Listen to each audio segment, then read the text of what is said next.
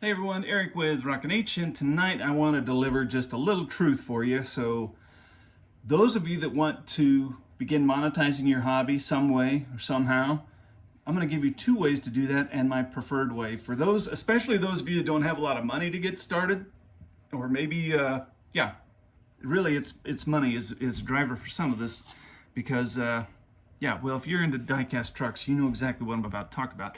Okay, so there's really two ways to do this. One, you can buy a bunch of stuff at wholesale, like I have back there, and then sell it at retail. You're going to make about $20 to $30 gross on each set you sell, and then after you take out your expenses like PayPal fees and this and that, you make a little less. So, and I'm shipping, by the way. I don't stop. I just keep going because I like what I do. So you can do that, or you can do basically how I've built a six-figure business doing this stuff, is making these replica semis. Now you might be saying, Eric, I don't have the skills, the time, and all this other stuff to do this, especially the skill, which throws a lot of people off. Paint throws a lot of people off, and decorations, decals, like Seminole stripes and names and things like that. That can all be overcome. Those are just skills you can learn to get better and improve on. But that's where you want to be. Now, why would I teach you to do replicas, which may harm what I'm doing out here? Well, first off, it's not going to harm me at all. I've been doing this a while, and I have my niche where I fit, and you don't want to be me anyways. I want you to start your brand, your company, your little side hustle, whatever it is, however you want to handle this or whatever you want to call it. I want you to start and do your thing. And here's why: because there is so much business. There's so many people want replicas of their trucks. It is incredible. Not only do I have a 9-month waiting list right now, I also send all overflow inquiries, other trucks that I just can't get to timely. And I don't need to do it all when I can help people like you.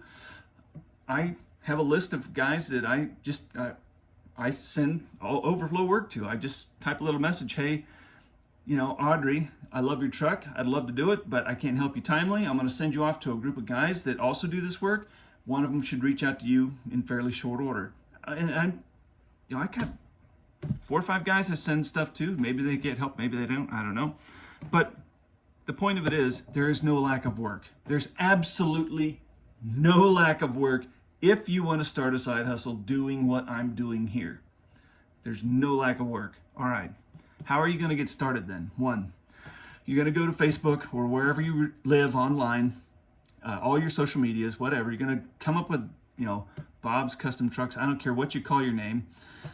And then you're going to start posting your work with some frequency. Okay?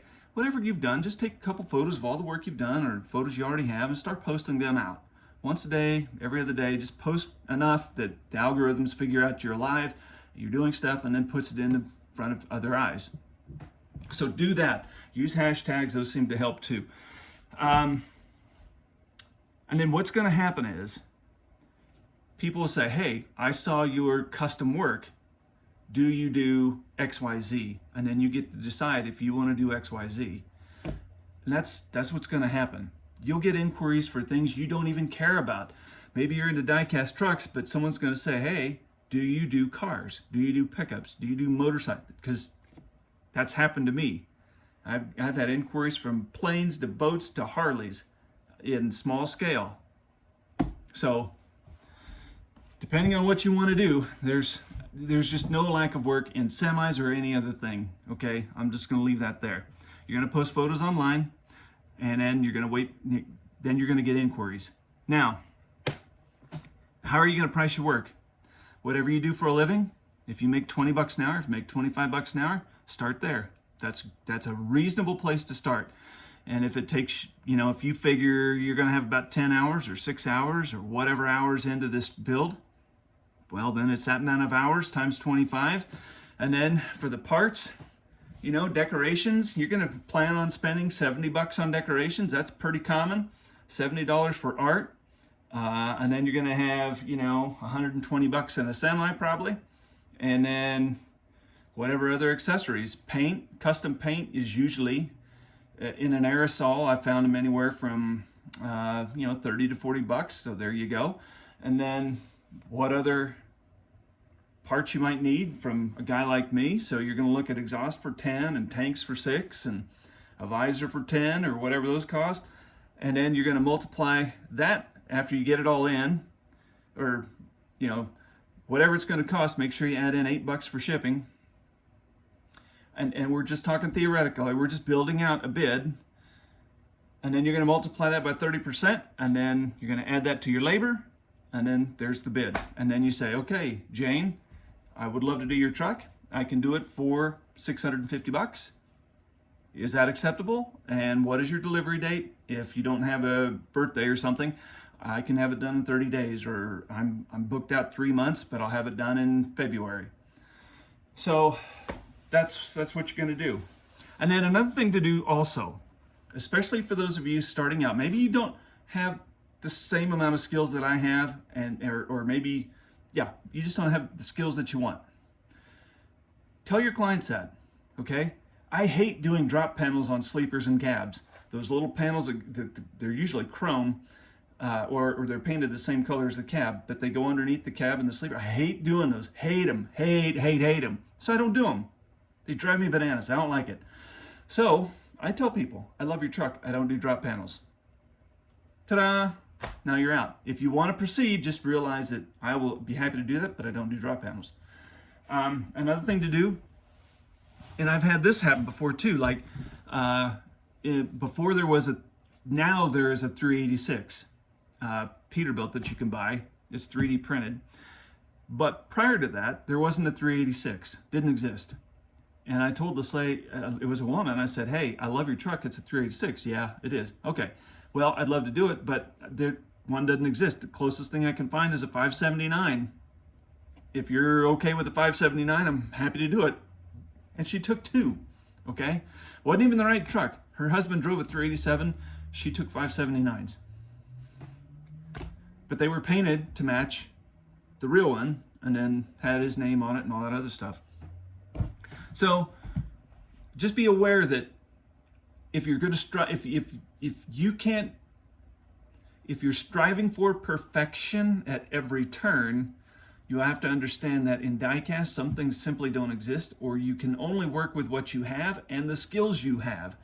And if you're honest with people, they'll decide if they want to proceed or not. Let them choose. Don't choose for them. Now, I know some of you watching this are saying, well, that's bullshit. You know, if you can't get it right, then why shouldn't you shouldn't do it? Well, my thought is, I'm happy to do it for this amount of money if you're happy that with what we're about to accomplish here. I'm giving you the choices. Now you decide, client, do you like this idea or not? Okay? And then let them choose. Don't choose for them. But I know some of you watching are like, that's bullshit. You know, if I can't do it perfect, I ain't doing it at all. Okay, that's entirely up to you. Then you just tell that person, I'm sorry, I can't help you. But if some of you watching this, you still want to, at least give a person a shot and let them choose, there you go. That's what you do. And I tell you at every turn, just be upfront with these folks. They're good people trying to inquire with you. Now, if you don't have a lot of money, how are you going to get this thing going? One, once you get your bid figured out, charge them half down or charge them 100%. I don't do either of those. I used to in the good old days when I didn't have any money to get going. I would charge people half. One, it pays for all your upfront, all your hard costs. Okay, so if there is, in the event there's a walkaway, and it will happen on occasion, you'll have a walkaway and you're left holding the bag. That happens to me a couple times a year. But out of the amount that I do in here, I don't care. I don't like it, but it's what it is. But to reduce walkaways and ensure that your hard costs are paid, charge them half down or 75%, and then at the end, when they approve it, send them photos. Hey, here's what we've got. Boom. And then another thing I would do as you were building this rig, send them photos of it being made. It costs you nothing, adds value, and takes very little time. So you're sitting there working away, pull out your phone, snap, email it to Dorothy, and she's got a photo of her husband's truck being built. And it builds excitement and enthusiasm. They love this. I'm not kidding. People are really grateful when you do that. Like I said, cost you nothing, takes about 0 time, adds value. It's totally worth it, and I recommend it. Plus, here's a bonus. Here is a big bonus. I've had a couple of occasions where I'm building out this truck. I send him a photo of it, and I'm like, here's where we're at. Just want to let you know it's coming along. Should be done in 10 days. There's been occasions where I had one lady, she's like, ooh, we're not real pleased with what, can you do something a little different there? And it had to do with just the particular model I chose as the donor. I had an Ertl 377 and it looked okay. It wasn't awesome, but then I'm like, you know, maybe I better see if there isn't a better model out there. And then I posted online in a group and I said, hey guys, I'm building 377. It's not coming the way I want it. Can anybody have any better ideas? And sure enough, there was a brand I wasn't even aware of that had a lot better casting for a 377. I used it, sent them photos, and they're like, hey, we love it. Not only did they buy the 4 377s that I made brand new, they bought the 4 that were the old ones. They bought them as well and gave them away as gifts. So it was a win, win, win, win. It was awesome. So that's another reason to send them photos, because that was one example. Another example is I've had it where, they're like, oh, hey, we just noticed the photo we sent you was an old photo. We've upgraded fenders on the rear axles. Oh, well, no worries. We're here. I mean, this is good to know because I can go ahead and swap out these fenders. No worries. See, so they're steering the ship and helping you get this thing right. So that's another good thing to do. So here we are. We're going to end this video now because it's already long enough. If you want to monetize your hobby for whatever reason you want to do, you can do it one of 2 ways, like I said at the beginning. You can do wholesale retail. There's nothing wrong with that. It's good. A lot of competition, but it's good. 2, you can do the replicas like I do, and I've just given you the formula. This is the formula I live by, guys. Everything I've shared with you in this video, I'm doing, except for taking deposits. I don't do that anymore for no particular reason. Yeah, that's about the only thing I don't do right now. And then I don't write down a formal bid. I kind of basically know what everything costs now, so I just do it in my head and I'm like, yeah, I can do that for $650. And that's what I'm doing now. So that's how I built this thing. And I absolutely love what I do. I never have to hope someone's going to buy one of these. They're sold before I start them. That's what I love about doing replicas, and that's why I'm teaching you. If you don't have much money, this is how you can start for $0 essentially. And you never have to hope someone's going to buy it. You're just going to make what they ask you to make. And it's almost like printing money. Okay, now granted, you are going to spend some time in your shop or wherever you do this kind of work. You're going to spend time doing it, but if you enjoy it and you like making memories and you like telling stories in Diecast, this is the way to do it. There you go. That's the formula. That's what I do, and I hope you do it too. Good luck.